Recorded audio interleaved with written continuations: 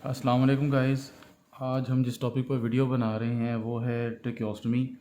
Tracheostomy एक procedure है जो बेसिकली पोस्ट ऑफ केयर में या स्पेशली आईसीयू केयर के अंदर यूज़ किया जाता है। आप सब लोग इससे वाकिफ़ होंगे। तो आज हम इसके ऊपर आपको डेमो देंगे। तो इस प्रोसीजर के लिए हम एक पर्टिकुलर एक स्पेसिफिक ट्यूब यूज़ करते हैं जिसको हम ट्रेकियोस्टमी ट्यूब कहते हैं। जैसा कि आप ये देख रहे हैं, ये एक अडल्ट साइज 7.5 की एक ट्रेकियोस्टमी ट्यूब है। तो सबसे पहले हम ये जान लें कि ट्रेकियोस्टमी प्रोसीजर बेसिकली है क्या। ट्रेकियोस्टमी जो है ट्यूब, वो बेसिकली हमारे पास पैकिंग में आती है। इसके अंदर आपको ये दो पार्ट्स मिलेंगे, दो पीसीज हैं। एक ये बेसिकली टाई है जो एक सॉफ्ट मटेरियल की बनी होती है इस ट्रेकियोस्टमी ट्यूब को इंसर्ट करने के बाद फिक्सेशन के लिए, और दूसरा जो है वो इसका मेन पार्ट है जो ट्रेकियोस्टमी ट्यूब इटसेल्फ है। तो ट्रेकियोस्टमी ट्यूब जो होती है वो एक कर्व ट्यूब है। सबसे पहले मैं आपको ये बता रहा हूँ कि ट्रेकियोस्टमी है क्या। ट्रेकियोस्टमी ट्यूब एक कर्व ट्यूब है। ये कर्व आपको नज़र आ रहा होगा, जो कि हम इंसर्ट करते हैं ट्रेकियोस्टमी स्टोमा के अंदर। ट्रेकियोस्टमी स्टोमा उस होल को कहते हैं जो ट्रेकियोस्टमी को इंसर्ट करने के लिए हम सर्जिकल प्रोसीजर के ज़रिए अपने विंड पाइप और नेक को इंसिजन देने के बाद उस वहाँ पर इस ट्रेकियोस्टमी ट्यूब को इंसर्ट करने के लिए जो होल बनाते हैं उसको हम ट्रेकियोस्टमी स्टोमा कहते हैं। अब सब और उसके बाद अब ये है कि ट्रेकियोस्टमी ट्यूब के जो पार्ट्स हैं, बेसिकली 3 से 4 पार्ट्स हैं जो आपको आने चाहिए, और इससे ज़्यादा इसमें कोई इतनी डिफ़िकल्ट इसकी कंपोजिशन नहीं है। सबसे पहले ये आपको जो एक सी शेप्ड कर्व ट्यूब नज़र आ रही है, इसको हम ट्रैक ट्यूब भी कहते हैं और हम इसको शाफ्ट भी कहते हैं। इसके ऊपर ये आपको जो ब्लू कलर की लाइन नज़र आ रही है, ये बेसिकली रेडियो ओपेक लाइन होती है जो स्कैन्स के थ्रू आपको नज़र आती है, आपको ट्रेकियोस्टमी की पोजीशन बताती है। क्योंकि जब आप स्कैन करते हैं किसी भी तरह का, तो उसके अंदर ये प्लास्टिक की पीवीसी प्लास्टिक की ट्यूब इतनी प्रोमिनेंट नहीं होती, जबकि ये लाइन जो है आपको स्कैन के अंदर इसकी पोजीशन को जो इंडिकेट करती है, जैसा कि ईटीटी ट्यूब के अंदर भी होती है।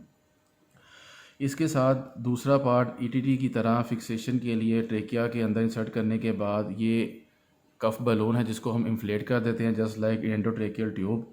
फिर आपको इस इन्फ्लेशन के लिए ये साथ आपको एक इन्फ्लेशन लाइन नज़र आ रही होगी, और इसके साथ ही ये एक पायलट बलून है, और पायलट बलून के साथ ये आपको एक यूनी डायरेक्शनल वेल्व नज़र आ रहा होगा, जहाँ से हम सिरिंज के ज़रिए इसके अंदर एयर को इन्फ्लेट करते हैं।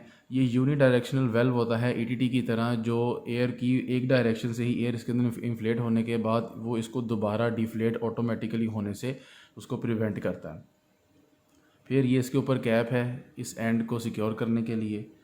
अब ईटी ट्यूब का ये जो इनर कैनोला है, ये ट्यूब जो है ये इनसाइड दी ट्रेकिया होती है, और उसके साथ ये जो आपको ऊपर का हिस्सा नज़र आ रहा है ये आउटर कैनोला पार्ट है, जो आपको एक्सपोज होगा, आपको बाहर से आपकी नेक के बाहर ये रहेगा, ये आपको बाहर से नज़र आता है, जिसके ऊपर आप अपनी ब्रीदिंग सर्किट को अटैच करते हैं। और उसके साथ ही ये आपको दो विंग्स नज़र आ रहे होंगे, इनको हम फेस प्लेट भी कहते हैं और इनको सिंपली ईटीटी और ट्रेकियल ट्यूब के विंग्स भी कहते हैं। ये बहुत सॉफ्ट मटेरियल रबर के बने होते हैं या सिलिकॉन के, और ये होल्स जो नज़र आ रहे हैं ये इंसर्शन के बाद इस टाई को इनके अंदर से पास आउट करके अराउंड द नेक इसको फिक्स करने के लिए ये होल बनाए जाते हैं। अब इससे अगला पार्ट जो है ये आपको इसके अंदर ये एक स्टिलर टाइप एक स्ट्रक्चर नज़र आ रहा होगा प्लास्टिक का।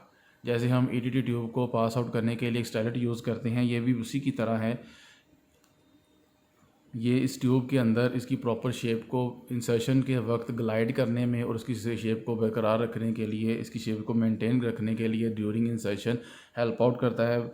इंसर्शन के बाद इसको आप वेस्ट कर देते हैं इसको यहाँ पर विंड पाइप के अंदर ट्रेकिया के अंदर जो ट्रेकियोस्मी ट्यूब है इसके साथ आप ब्रीदिंग सर्किट को अटैच कर देते हैं। ये तो हो गए एंडोट्रेकियल ट्यूब के पार्ट्स।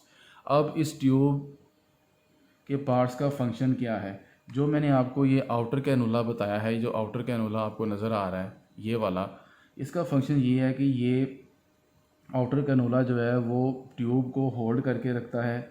उसके साथ साथ नेक प्लेट जो है, ये आपको जो नेक प्लेट नज़र आ रही है ये ट्यूब को होल्ड करके रखेगा। इसके साथ जो नेक प्लेट या आपको विंग्स नज़र आ रहे हैं ये बोथ साइड्स को एक्सटेंड करता है और आउटर ट्यूब को होल्ड करके रखता है, ताकि स्ट्रैप्स के साथ ये अपनी नेक के साथ डिस्प्लेस ना हो और आपकी जो एंडोट्रेकियल ट्यूब है वो डिसलोकेट ना हो। फिर इसके बाद आता है inner canola.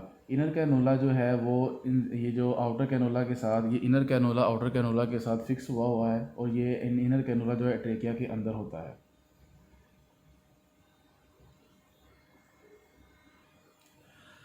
Some time during insertion या इंसर्शन के बाद अगर पेशेंट कफ भी करे, ऐसी कोई सिचुएशन हो, तो ये फ्लैंक के साथ जब आप इसको फिक्स करते हैं और ये आउटर कैनोला इसके साथ फिक्स्ड है, ये इसको होल्ड करके रखते हैं, तो इसकी डिसलोकेट होने के चांसेस जो हैं वो ख़त्म हो जाते हैं। इसके बाद आता है ये हमारा जो थर्ड पार्ट था, इसको ऑब्टूरेटर भी कहते हैं, जिसको स्टेलेटलाइज, सिंपली मैंने स्टेलेटलाइज स्ट्रक्चर का है, ऑब्टूरेटर भी है। इसका जो पर्पस है वो इस just use to insert the tracheal tube inside the trachea.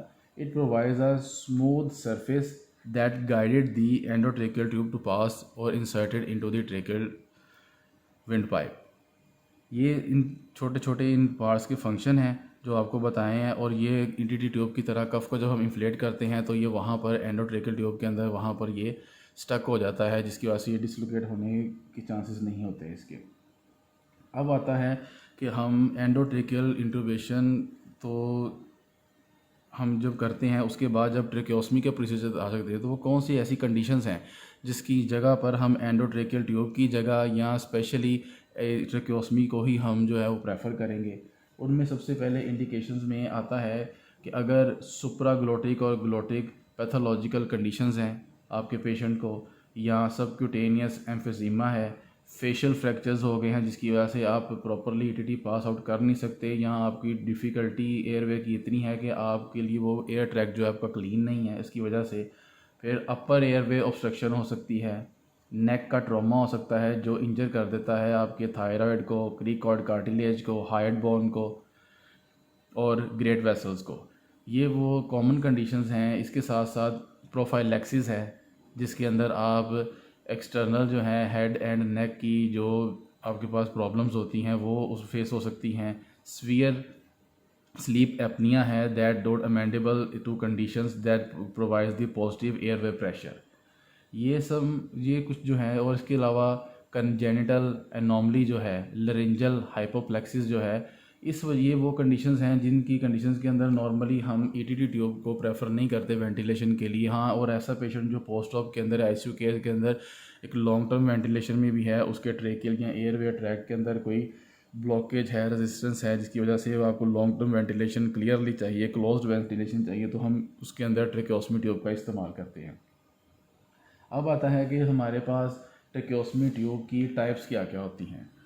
Commonly types जितनी भी किस्म की आप डिस्कस करें, उनका पर्पज़ एक ही होता है, वो आपको आउटकम जो है वो वेंटिलेशन का प्रोवाइड करते हैं, लेकिन कुछ इनकी स्ट्रक्चरल थोड़ी बहुत इनके अंदर डिफरेंस होता है, जिसकी वजह से इनकी 4-5 टाइप्स ऐसी हैं जो कि डिफरेंट तौर पर यूज़ की जाती हैं। सबसे पहले इनकी आती है curved tracheostomy tube with disposable inner cannula. आप स्क्रीन पर देख रहे होंगे, मैं साथ साथ रिटर्न आपको इमेजेस भी दिखा रहा हूँ, जिसके अंदर आपको एंडोट्रेकियल ट्यूब्स के नाम, उनकी इंडिकेशंस एंड रिकमेंडेशंस, उनका यूज़ है, किस तरीके से करना है, वो आपको सामने दिखाई दे रहा होगा। फिर दूसरी टाइप में आता है cuff tube with reusable inner cannula. फिर थर्ड टाइप में आता है cuffless tube with disposable inner cannula. जो मेरे पास ट्यूब है, इसके साथ आपको आप देख रहे होंगे ये कफ्ड ट्यूब है, लेकिन इसकी एक थर्ड टाइप भी है जो कफलेस ट्यूब होती है, और उसके अंदर जो इनर कैनोला है वो डिस्पोजेबल भी यूज़ होता है। और फोर्थ टाइप की जो ट्रेकियोस्मी ट्यूब है वो कफ्ड ट्यूब होती है, लेकिन उसके अंदर रीयूजेबल इनर कैनोला होता है। ये थोड़ा बहुत डिफरेंस है जो आपको, अगर आप प्रैक्टिकली इनको यूज़ करवाएंगे तो आपको ज़्यादा अच्छी तरीके से याद हो जाएगा। फिर एक फिफ्थ टाइप में आता है फेनिस्ट्रेटेड कफ्ड ट्रेकियोस्मी ट्यूब। और ये फेनिस्ट्रेटेड कफ्ड ट्रेकियोस्मी ट्यूब जो है, ये उन पेशेंट्स के लिए यूज़ की जाती है जो पेशेंट वेंटिलेटर पर हों, लेकिन वो इस काबिल नहीं होते कि वो अपने स्पीकिंग वेल्व को टॉलरेट कर सकें। और इसके साथ साथ फेनिस्ट्रेटेड कफलेस ट्रेकियोस्मी ट्यूब भी यूज़ की जाती है। ये भी डिफ़िकल्ट एयरवेज के लिए लॉन्ग टाइम वेंटिलेशन पर पेशेंट के लिए यूज़ की जाती है। और एक ये रेयर टाइप है जो कि पहले बहुत ओल्ड टाइप्स में भी यूज़ की जाती थी, आजकल इसका इस्तेमाल बिल्कुल नहीं किया जाता। ये एक मेटेलिक ट्रेकोस्टमी ट्यूब होती है जो कि फ्रीक्वेंटली अब बहुत ज़्यादा यूज़ ना होने के बराबर है कि ये यूज़ नहीं की जाती। और तो ये कुछ ऐसी टाइप्स हैं ट्रेकोस्टमी ट्यूब की जो नॉन है या जो यूज़ में आपको देखने को आईसीयू केयर में स्पेशली ये मिल सकती हैं पोस्ट ऑफ केयर के अंदर। मैंने साथ साथ इमेजेस आपको रिटर्न इसलिए दिए हैं ताकि आप प्रॉपरली अगर यहाँ से आप कोई नोट्स बनाना चाहें प्रॉपरली थ्योरेटिकली रिटर्न तौर पर आपको बार बार अगर कोई चीज़ पढ़ने के लिए आप इमेज सेव कर सकते हैं, इनको याद करने के लिए, इनको प्रैक्टिकली आप अपने पेपर्स की प्रेपरेशंस के लिए, असाइनमेंट्स के लिए, अपनी प्रैक्टिस के लिए, तो इमेजेस मैं साथ साथ आपको ज़रूर दिखा रहा हूँ जिसकी वजह से आपको ये क्लियर होगा, जिनमें इनके नेम्स, इनकी पिक्चर्स, उसके साथ साथ इनकी इंडिकेशंस क्या हैं और इनको आप यूज़ किस तरीके से कर सकते हैं। ये मैं वर्बली नहीं बोल रहा, मैंने रिटर्न आपको दे दिया क्योंकि ये बहुत ईजी है, पढ़कर आपको आसानी से इस चीज़ का पता चल सकता है। So thank you for watching the video. अल्लाह हाफिज़।